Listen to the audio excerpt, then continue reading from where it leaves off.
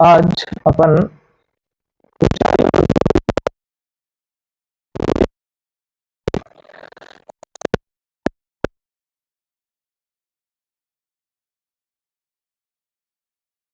Answer में मिलता है क्वेश्चन, 6 अंक का प्रश्न मिलता है इससे।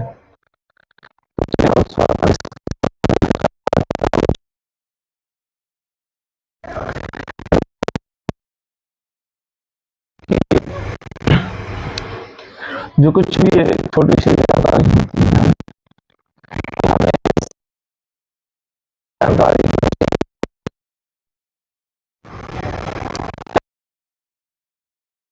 भुजा कर्ण कहलाती है और ए भुजा लंब कहलाती है और ए भुजा इसकी आधार कहलाती है। इसका नाम दे रहे हैं ए बी सी करके, ठीक है। तो कोण के सामने वाली भुजा, यहाँ थीटा लिखा होता तो यहाँ से इसके सामने वाली भुजा लंब होती है। तो इसमें हमें एक चीज और भी पता होना चाहिए कि जैसे कि एक फॉर्मूला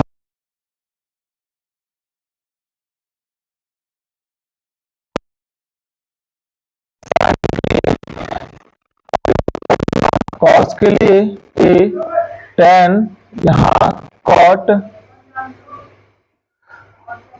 यहाँ सेक, यहाँ कोसेक कैसे उपयोग होता है। जैसे कि हम कहें कि साइन थीटा बराबर क्या होगा, तो साइन थीटा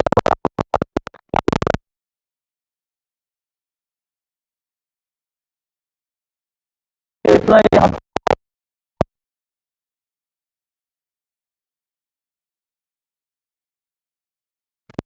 हमेशा अपरिवर्तित कभी नहीं बदलता है।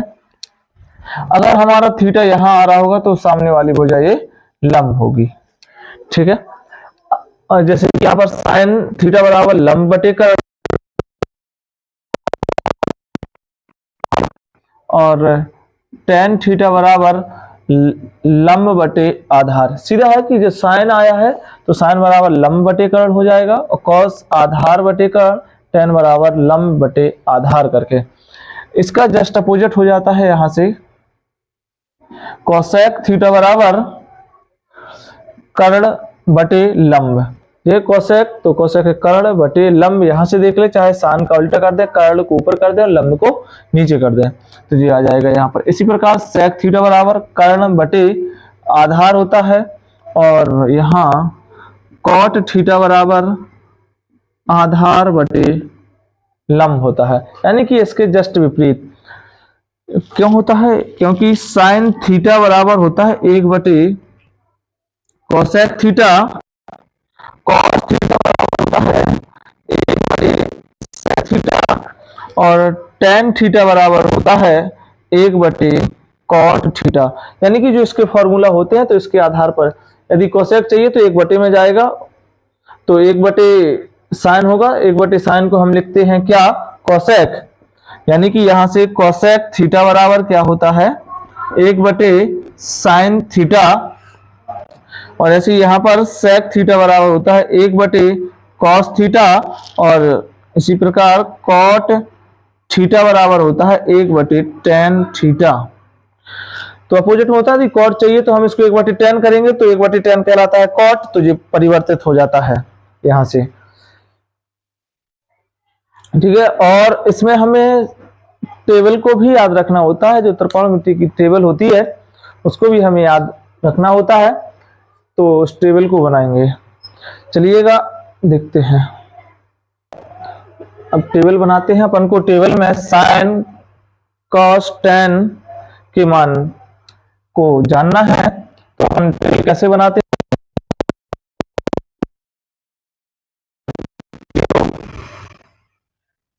होता है 30, 45, 60, 90,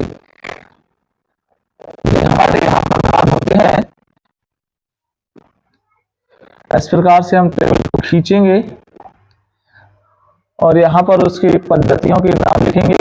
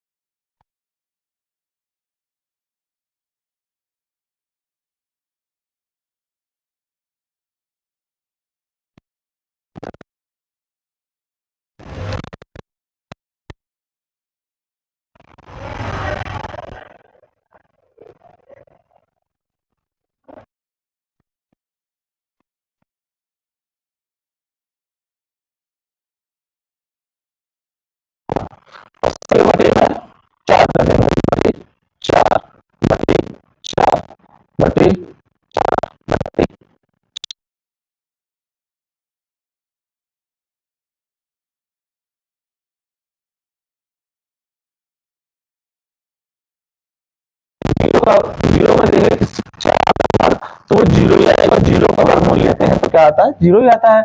तो सीधी सी बात है कि साइन जीरो का मान जीरो होता है। अब इसी प्रकार जहां यहां पर लिखा है रूट में 1/4, तो 1 का वर्गमूल 1 होता है, 4 का वर्गमूल 2 होता है, तो इसका मान हो जाएगा 1/2, दो दो दूनी 4, तो यहाँ पर आ गया रूट में 1/2, तो 1 का वर्गमूल 1 होगा, रूट 2 का वर्गमूल को लिख देंगे रूट 2, तो साइन 45 का मान हो जाएगा 1/√2 करके। इसी प्रकार से यहाँ पर करेंगे कि लिखा हुआ है रूट 3/4, तो रूट 3 का वर्गमूल होता है रूट 3 और 4 का वर्गमूल होता है 2, तो कहेंगे कि साइन 60 का मान हो जाएगा रूट 3/2 करके। अब और यहां पर जो 4 से 4 कट जाएगा, जैसे कि जो लिखा है 4/4 मान होता है। अब यहां से अपोजिट कर देना रहता है कि जैसे कॉस के मान निकालना है तो यहां से पीछे से लिख देंगे, आ जाएगा 1, और साइन 60 का मान जो होता है वही कॉस 30 का मान होता है, तो कॉस 30 का आ जाएगा रूट 3/2, साइन 45 का मान जब होता है वही कॉस 60 का मान होता है। तो यानी कि पीछे से लिखना है, जो 1 है तो यहाँ 1 आ जाएगा, ये रूट 3/2 है तो यहाँ पर आ जाएगा, ये यहाँ जाएगा और ये यहाँ जाएगा, यहाँ जाएगा, तो ये हमारी कॉस के मान निकल गए। तो कॉस 0 का मान 1, कॉस 30 का मान रूट 3/2 और कॉस 45 का मान 1/√2, और कॉस 60 का मान 1/2 और कॉस 90 का मान 0 होता है। अब यहां से हम निकालेंगे tan के मान। tan का फॉर्मूला अपन ने पढ़ा है, क्या होता है, tan थीटा बराबर होता है साइन थीटा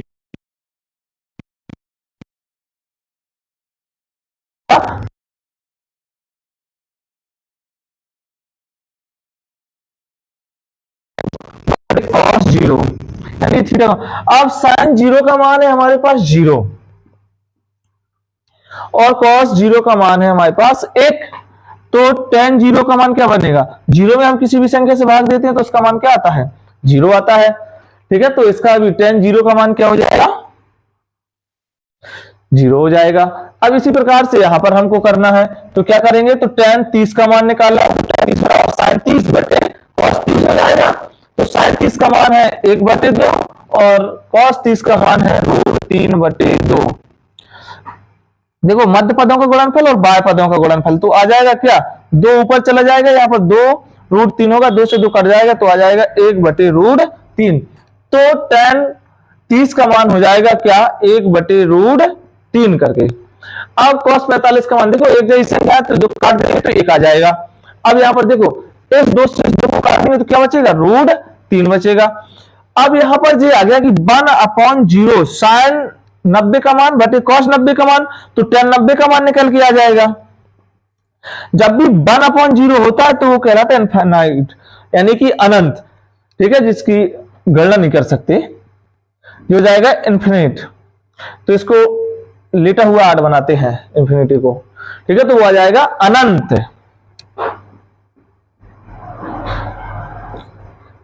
ठीक है। अब हमें कॉट का मान निकालना है तो कॉट का हम यहां से फिर ऐसे रिप्लेस कर देंगे तो कॉट का मान निकल आएगा, कॉट 0 का मान इन्फिनिट और कॉट 30 का मान जो tan 60 का मान है वही हो जाएगा क्या, रूट 3।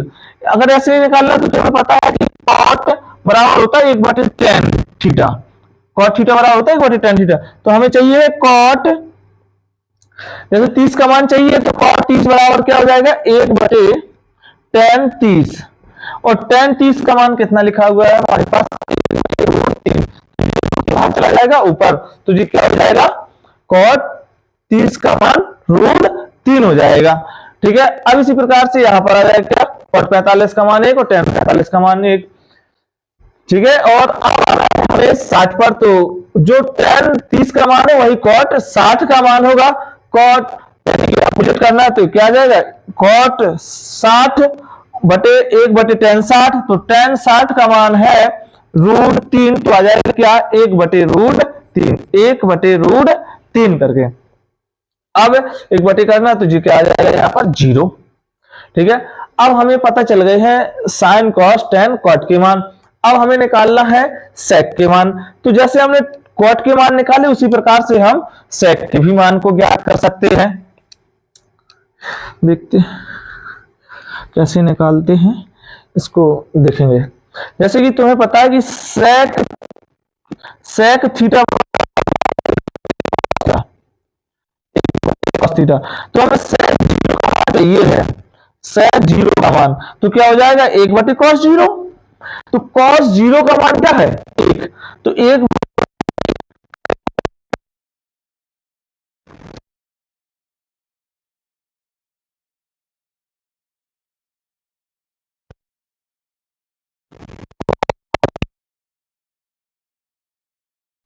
30 का मान दिया गया हमें क्या √3/2। तो 2 कहां चला जाएगा ऊपर, तो आ जाएगा 2/√3।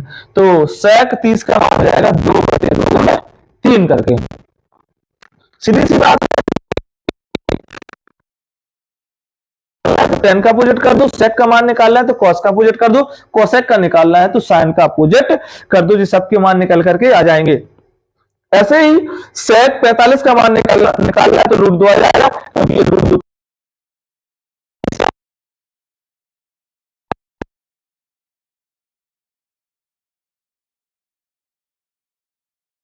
कॉस सेक 90 का मान निकालना है तो क्या होगा 1/cos 90 होगा। cos 90 का मान कितना है 0। 1/0 क्या होता है इन्फिनिट। 0 से भाग देंगे तो क्या आएगा इन्फिनिट, यानी कि अनंत।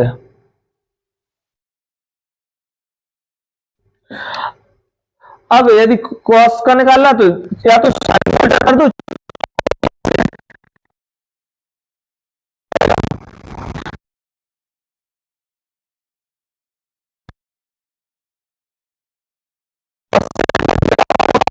और सेक 30 का मान वो कोसेक 60 का मान होता है। सेक 45 कोसेक 45 का मान होता है।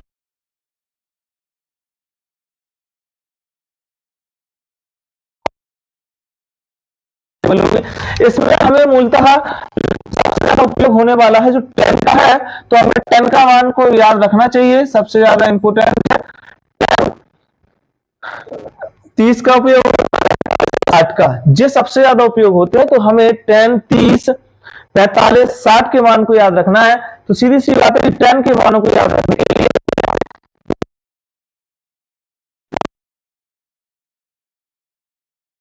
का मान होता है और tan 60 का मान होता है कितना √3 करके। तो ये हमारे सबसे ज्यादा प्रयोग में आने हैं, तो इनको हमें याद रखना में ज्यादा काम की है। अब चलते हैं अब अपने सवालों की ओर।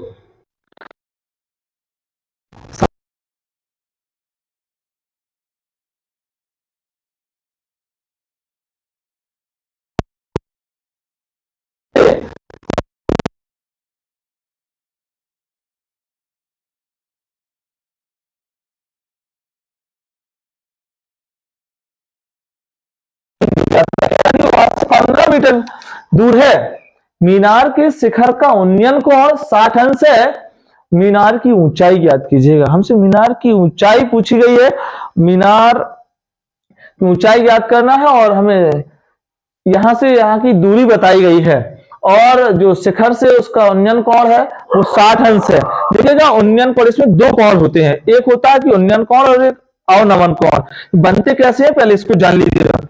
जब ये है हमारा त्रिभुज, यहां से समझा दूं, उन्नयन कोण हमेशा ये बनता है यहां पर नीचे की ओर, और अवनमन कोण यहां पर बनता है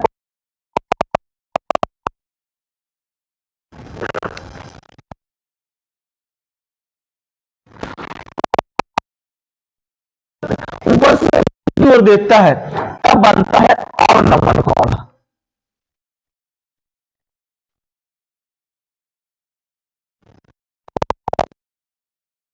की ओर देखा जाता है तब बनता है हमारा उन्नयन कोण। ठीक है, कभी कभार सवाल में कहेगा कि नीचे से ऊपर की ओर देख रहा है तो कौन, हम समझ जाएंगे कि कौन सा कोण है, उन्नयन कोण है। अगर वो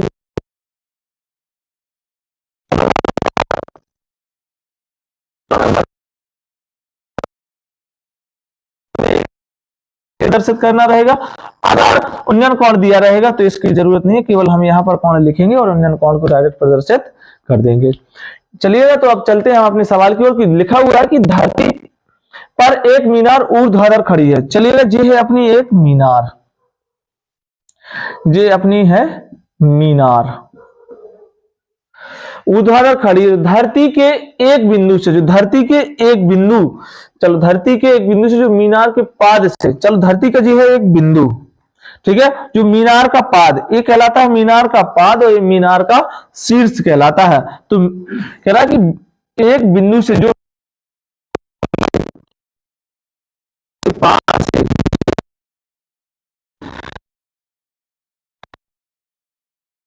15 मीटर,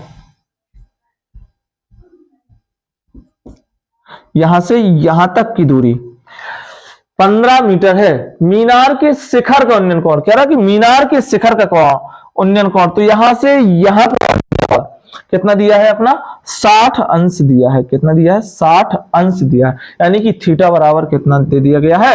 60 अंश दिया है। तो कह रहा कि मीनार की ऊंचाई ज्ञात कीजिएगा, तो हम मान लेंगे मीनार की ऊंचाई h है, तो हमें h ज्ञात करना है। अब हमें दिया गया है, इसके नाम डाल देंगे यहाँ पर A B C। जब भी बनाए तो यहाँ पर 90 अंश होता है, हमेशा समकोण होता है, ठीक है। तो हमसे ऊंचाई पूछी गई है, तो अब हमें पता करना है कि ऊंचाई निकालेंगे कैसे। देखो क्या है,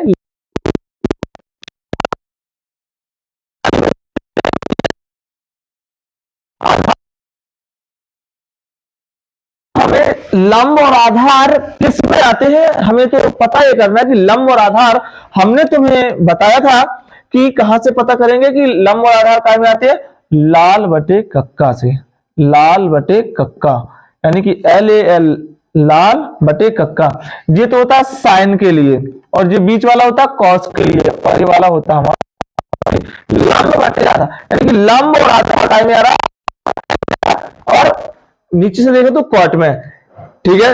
इन दो में से कोई एक लगा सकते हो, टेन लगा लो चाहे कॉट लगा लो।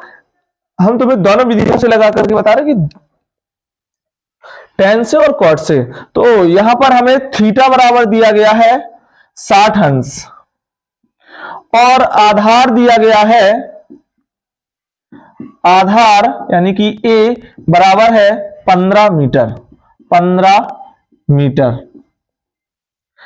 तो यहां से हम लगाएंगे, और ऊंचाई तो h है ही है, ऊंचाई बराबर h है, तो यहां से लगा देंगे 10। थीटा बराबर होता है लंब बटे आधार, लंब बटे आधार यानी कि L बटे A करके। तो थीटा का मान है हमारा 60, तो यहां पे आ जाएगा 10 60 बराबर L का मान कितना है, लंब यानी कि h है, कितना है h, तो L की जगह पर h आ जाएगा, और आधार अपना है 15 मीटर। अब हमें पता करना है कि tan 60 का मान क्या है। जो हमने अभी टेबल बनाई थी कि उसमें tan 60 का मान क्या होता है, हम तुम्हें यहां पर फिर बता दें कि tan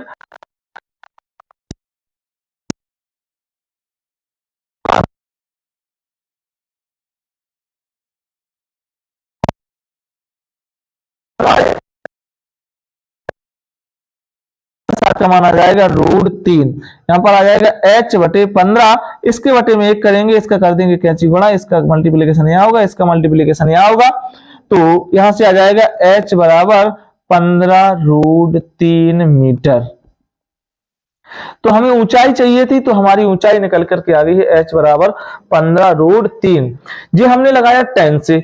अब हम इसी को लगा सकते हैं कॉट से, तो कॉट में भी करना कुछ नहीं है, देखिएगा यहां पर इतना ही सवाल बनेगा। तो देखो कॉट थीटा बराबर क्या होता है, आधार बटे लंब करके, क्या होता है, आधार बटे लंब करके। तो कॉट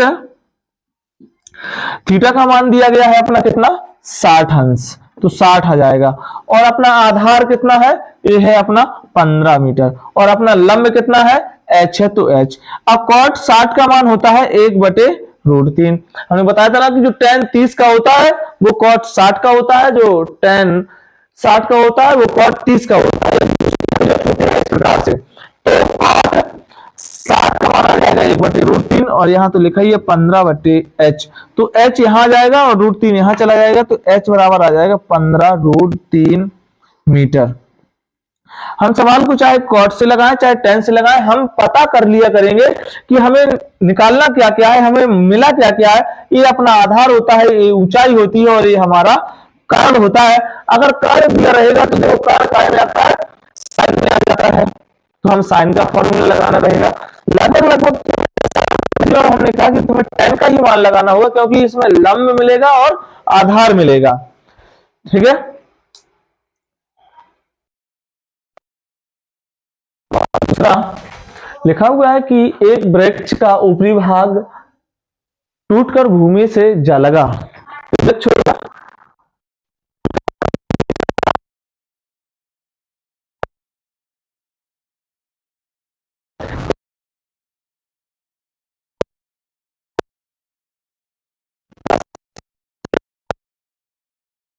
दूरी 6 मीटर है, तो वृक्ष की ऊंचाई ज्ञात कीजिए। हमें वृक्ष की ऊंचाई ज्ञात करना है। कह रहा कि एक वृक्ष, ये है अपना एक वृक्ष, यहां से यहां तक है अपना एक ये वृक्ष। कह रहा कि वृक्ष का ऊपरी भाग कहेंगे लगभग यहां से टूट गया, टूटकर भूमि जिससे जा लगा, जब ये टूट गया तो ये ऐसे ही जा लगा होगा।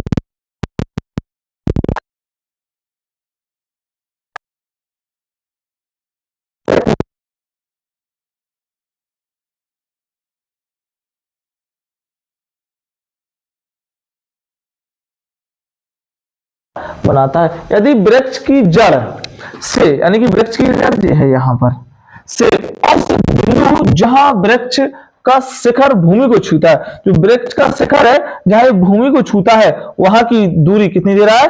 6 मीटर। यानी कि वृक्ष की जड़ और ये है भूमि का शिखर, जैसे टूट करके जा लगा, तो यहां से यहां तक की दूरी कितनी है? ये 6 मीटर दे रहा है। तो कह रहा है कि वृक्ष की ऊंचाई ज्ञात कीजिएगा।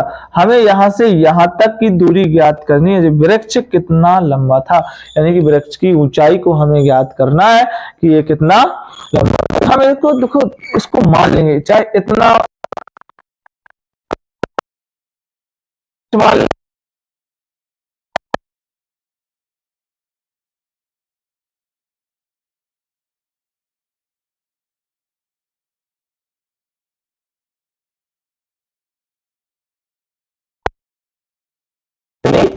वाई है, तो पूरी कितनी हो जाएगी?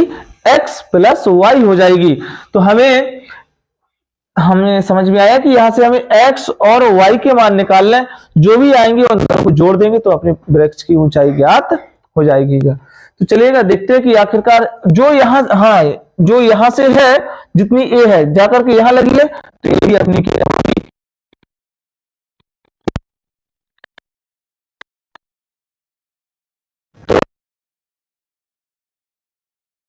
लंब है, ये आधार है, तो आधार और लंब होता है tan में, तो यहां से हमें थीटा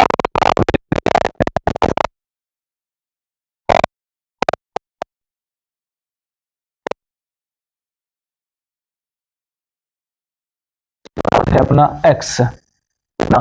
इसका नाम दे दें A B C D करके, तो इस वाले में यहां से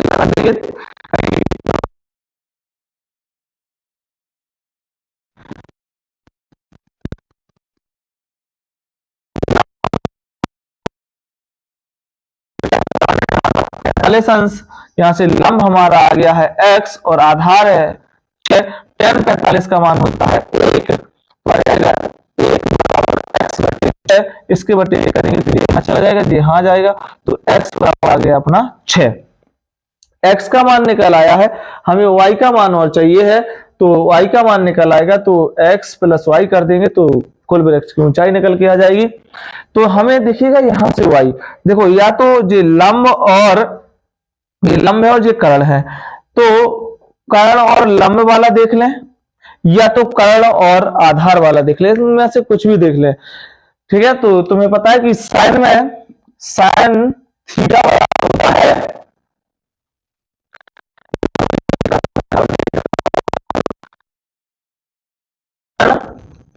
यहां से लंब हमारा है, लंब है हमारा x और कर्ण है y, तो और थीटा का मान हमारा 45 है, तो यहां से साइन 45 बराबर आ जाएगा, लंब है x तो x आ जाएगा और कर्ण है y, यहां पर बटे में y आ जाएगा।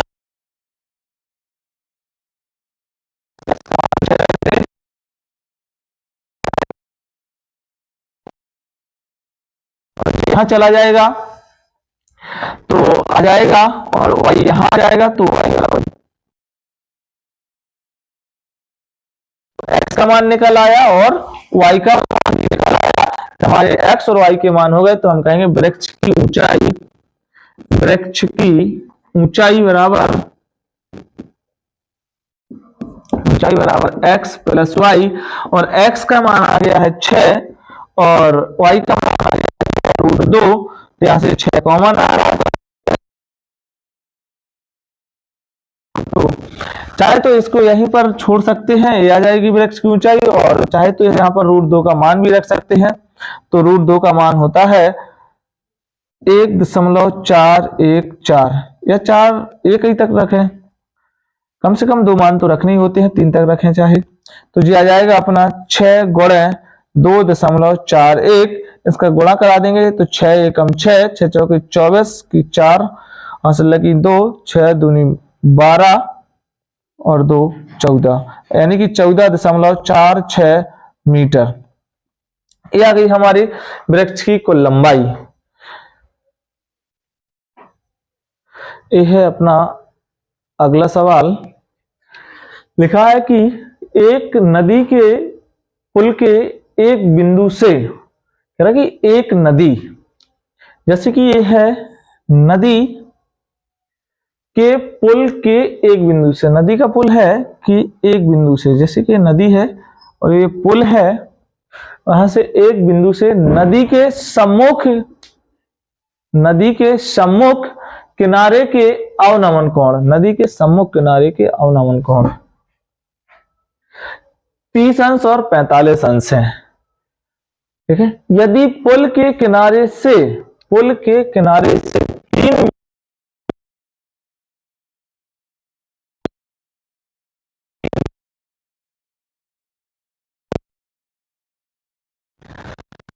3 पर हो, तो यहां से इतनी जो है अपनी 3 मीटर की ऊंचाई है, जो किनारे 45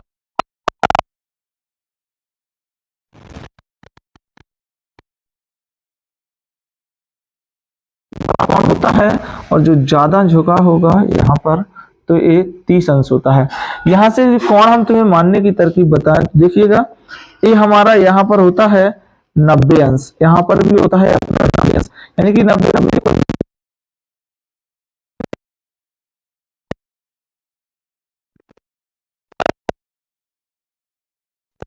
लंबवत रेखा के जितने ही पास होगा वो कोण उतना बड़ा होता है, तो जितने दूर होता है वो कोण उतना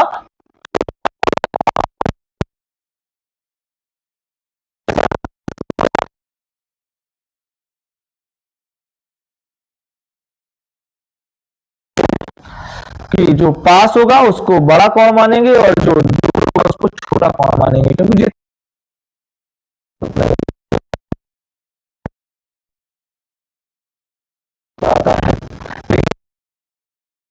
पता चल गई कि केवल हमें ऊंचाई पता है और हमसे पूछ रहा है कि नदी की चौड़ाई ज्ञात कीजिएगा, तो हमें यहां से यहां तक की दूरी बतानी है, कितनी है नदी की चौड़ाई, तो हम यहां पर इसको मान लेंगे x, इसको मान लेंगे y, ये है अपना x और ये है अपना y, तो कुल कितनी हो गई x प्लस वाई। फिर से वही बात आ गई है, इसको नाम दे दीजिएगा a b, यहां पर c, यहां d। देखिएगा हम पहले ए बी सी त्रिभुज में ले लेंगे एक बार, फिर ए सी डी में ले लेंगे, तो यहां पर कहेंगे कि त्रिभुज ए बी सी में, देखिएगा ये लंब है और ये आधार है, तो लंब और आधार tan में होता है, और हमें थीटा बराबर यहाँ पर 30 और यानी ऊंचाई लंब और ऊंचाई दी हुई। ठीक है, तो h का मान हमारे पास 3 है, या l का मान 3 है, और यहाँ अपना x, तो क्या आ जाएगा,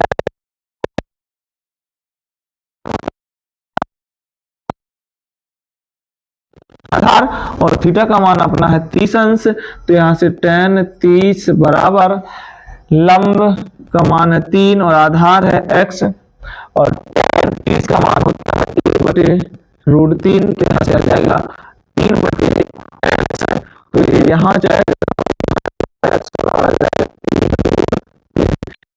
निकल करके आ गया है। अब हमें y का मान निकालना है, तो फिर से यहाँ पर कहेंगे कि त्रिभुज ACD में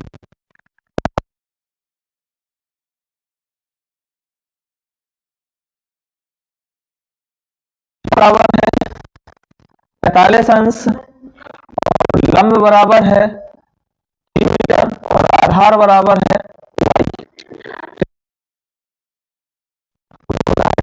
तो यहाँ पर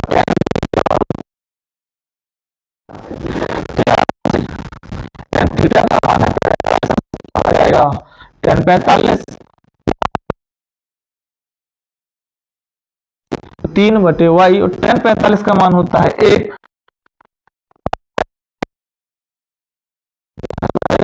तो y का मान निकल करके आ गया। हमें कुल लंबाई यानी कि नदी की लंबाई यहाँ पर लिखने,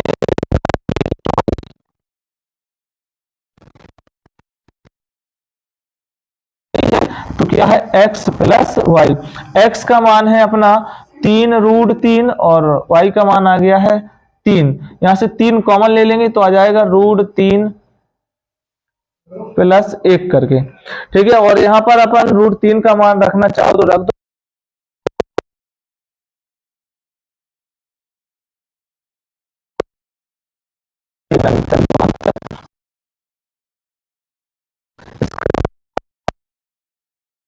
कर दिया जाएगी। ये थे हमारी नदी की चौड़ाई, जो हमें से नदी की चौड़ाई पूछी थी, तो जो आ गई है 3, पूछा 3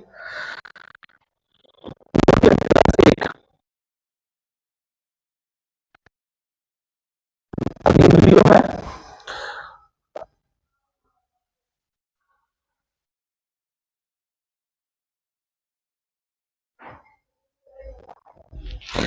इसके कुछ शेष रहे सवाल